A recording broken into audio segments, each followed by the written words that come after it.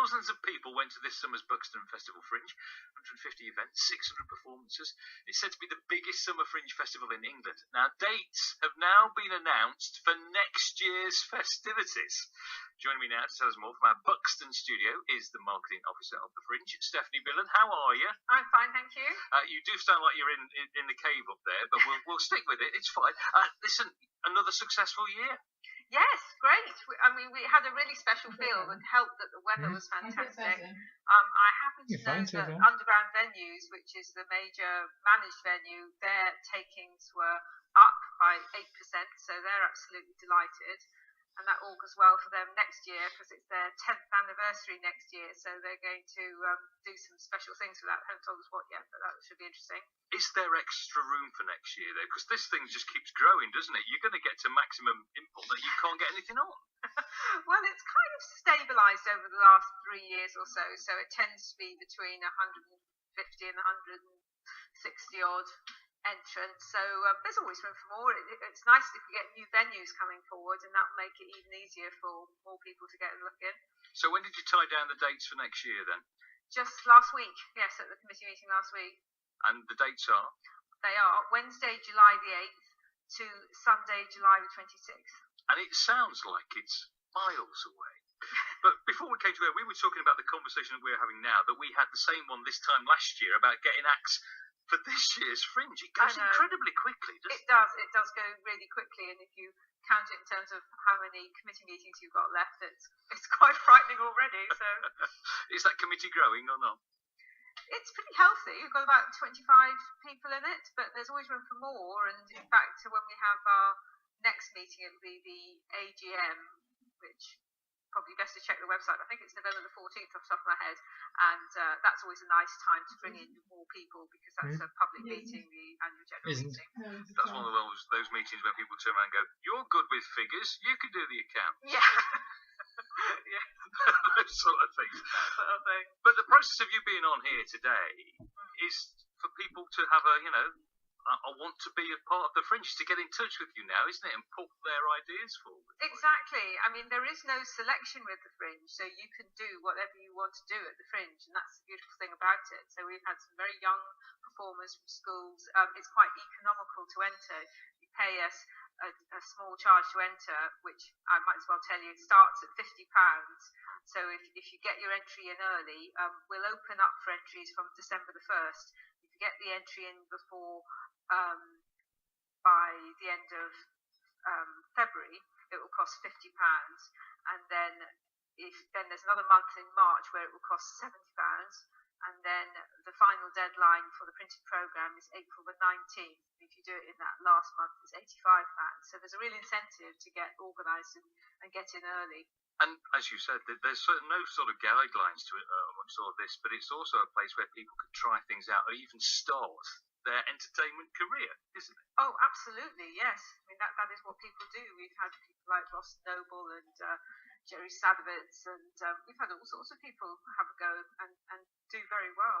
When those people come for the first time, I'm not saying you've been there for a awfully long time, but when they've come and then you've seen them progress through, is there a sense of pride that Buxton was there first? Yes, I think there is. I mean, I'm always proud of somebody like Rob Wilson, who's a visual arts artist who's done really well. He does collages, and his paintings sell for £2,000 or £3,000 or more. And I remember that he exhibited at the Derbyshire Open, and so the Buxton Museum had found him and appreciated him. But I think the Fringe gave him a boost by making him the best artist of the year.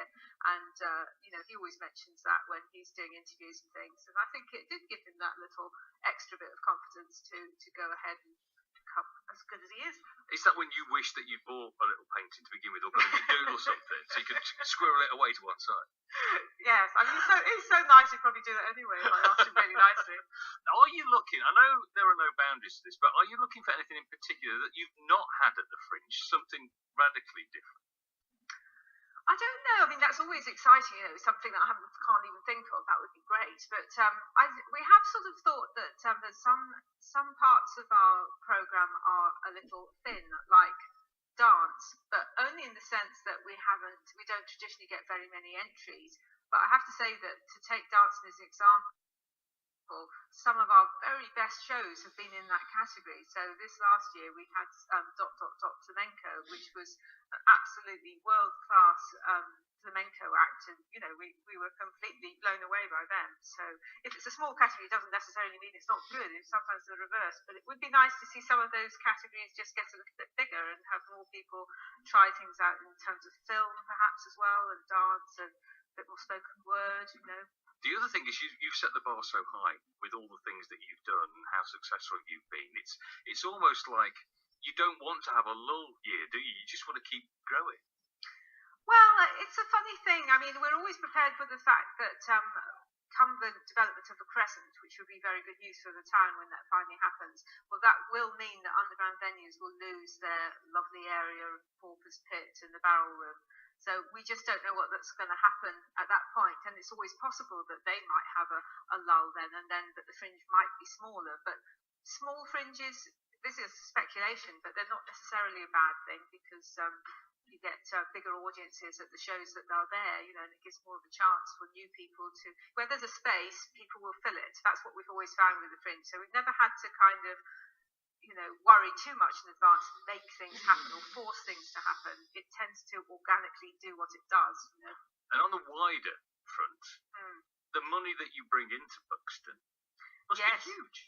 It is pretty big, yes. I mean, we've been doing sort of surveys over the last few years, and we'll be announcing our results properly in about a month's time. But in general, it's somewhere between £300,000 and £500,000 that we bring to the local economy, and that's calculated by adding up what the audiences spend on their accommodation and their food, what the performers spend on all that as well. So there's various sort of ways of adding all that up, but it's only an estimate, but it's quite significant, yes.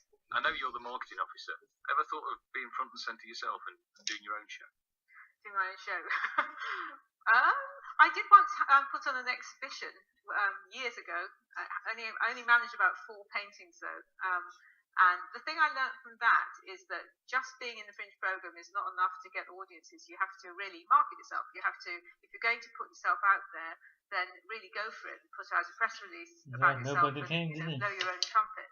Want you to come, because I sort of did it halfway through my run, and then I got an audience next week. So would it be painting then, or is it something that do you play a musical instrument? Gosh, I think I'm being auditioned here, aren't I? Yeah.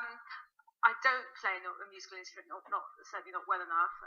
I tell you what, though, I sing, and I've been in the Kaleidoscope Choir, which performed in the Fringe last year. So, in a sense, in a very low-key way, I have been a Fringe performer. I've got my fingers crossed now that you're going to be in the programme.